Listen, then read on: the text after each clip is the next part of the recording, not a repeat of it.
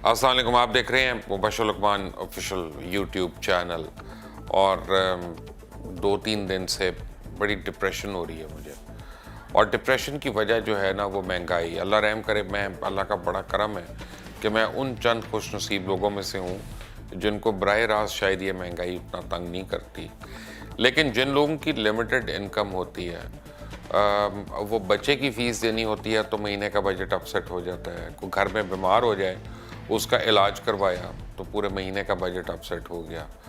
और ईद के अगर कपड़े बनवाने हैं किसी ने तो रमज़ान में ही पूरा बजट अपसेट होना शुरू हो जाता है।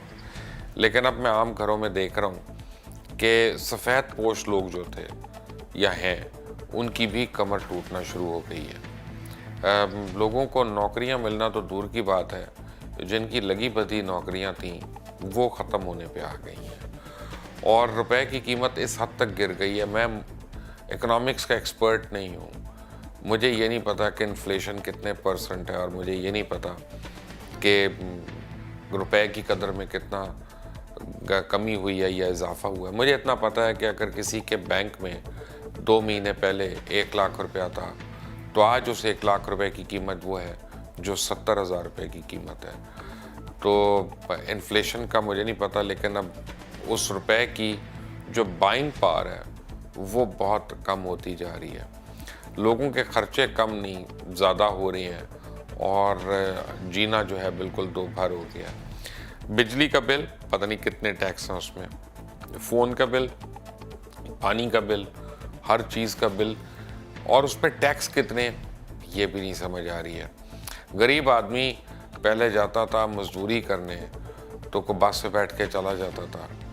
तो जब से पेट्रोल महंगा हुआ है, 200 अशिया की चीज़ कीमतें जो हैं वो महंगी हो गई हैं। तो ज़ाहिर बात है वैगन का और किराए जो हैं वो भी बढ़ गए बहुत ज़्यादा।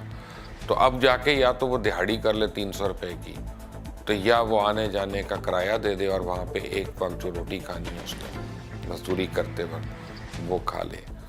हम अशियाए खुर्दनोश की कीमतें तो हम बताते रहते हैं, लेकिन उनका जो इम्पैक्ट है वो शायद हमें समझ नहीं आता, क्योंकि अल्लाह की बड़ी मेहरबानी है हमारे ऊपर कि हमें ना ही समझ आए तो अच्छा है।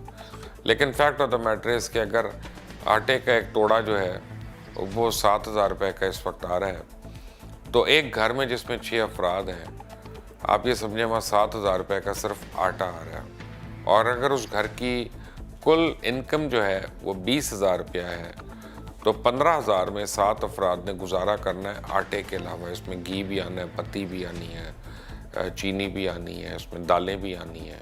और दाल अगर 400 रुपये किलो होना शुरू हो गई है, तो इसका मतलब है कि पहले जो दिन में 3 वक्त खाना खाते थे, अब दिन में 2 वक्त खाना खाने पे मजबूर हैं। आप 2 वक्त दाल जो है वो पका कर 20,000 रुपये के अंदर कैसे गुजारा करते हैं, मुझे नहीं समझ आई। कुछ चीज़ों की आपको मैं बताऊं कि जैसे सेब इस वक्त 400 रुपये किलो है, अनार जो है 700 रुपये किलो है, केला 200 रुपये दर्जन हो गया,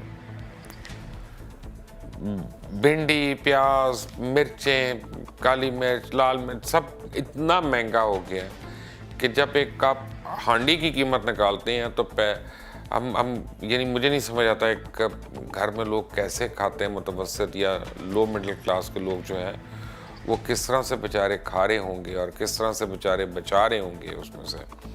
और ख़ास तौर पे जो किराए के घरों में रहते हैं, उनका तो सिर्फ अल्लाह ताला उनकी कमियां जो है वो मुश्किलें आसान कर सकता है। और अब IMF से आज साइन होने जा रहा है, प्रॉब्ली कल तक गवर्नमेंट अनाउंस कर देगी। 5.5 से 6.5 बिलियन डॉलर जो है IMF से आ रहा है।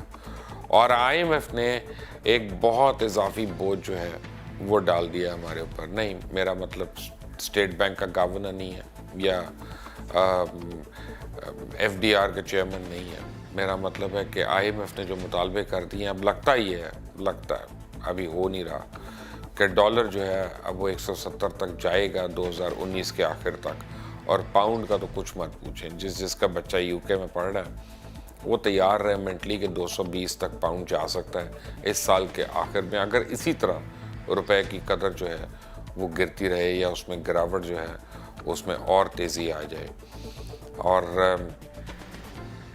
कहा जा रहा है अरबाब इख्तियार जहाँ पे बैठे होते हैं वहाँ पे सुनने को ये बाज़गश्त मिल रही है कि असद उमर ने IMF को इनकार कर दिया था कि जनाब हमने ये टैक्सेस नहीं लगाने। 500 अरब उन्होंने कहा कि पावर की मद में लेना है, 350 अरब जो है वो फ्यूल की मद में लेना है। तो ज़ाहिर बात है जब 10-10 रुपये कीमत फ्यूल की बढ़ती है तभी वो इतने अरब रुपया बनता है, और 10 रुपया अगर कीमत फ्यूल की बढ़ेगी तो 200 अशिया जो हैं कम से कम उनकी चीज़ें उनकी कीमतें जो हैं वो भी बढ़ जाएंगी। तो असद उमर ने कहा कि नहीं ये टैक्सेस हमने नहीं लगाने, इतने नहीं लगाने। तो मुझे ये बताया गया, अनकन्फर्म रिपोर्ट है कि IMF ने कहा कि असद उमर के होते हुए हम किसी किस्म का बेल आउट पैकेज नहीं देंगे। तो असद उमर इसका मतलब है कि वो पाकिस्तानियों पे कम से कम टैक्स लगाना चाह रहे थे और IMF की टीम जो है वो आके अब मज़ीद टैक्स लगाएगी।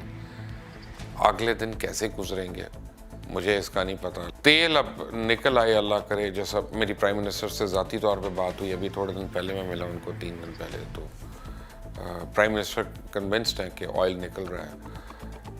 इमरान खान एक मैं जानता हूँ उसको, आज से नहीं बहुत सालों से जानता हूँ, इंतहाई लकी और खुशकिस्मत इंसान है।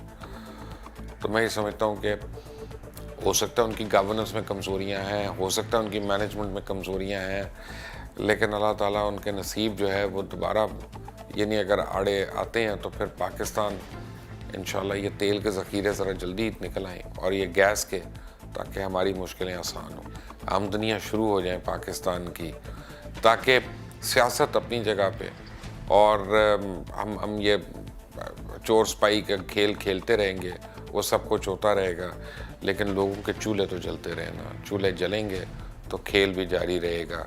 लेकिन ये बहुत इस वक्त इम्पॉर्टेंट बात है, हमारी लो मिडिल क्लास जो है वो बिल्कुल सिसक के अपनी ज़िंदगी गुजार रहे हैं। अल्लाह ताला सबकी मुश्किलें आसान करे और इस रमज़ान को हमारे लिए बरकत का महीना बनाए। Until the next time, Allah Hafiz.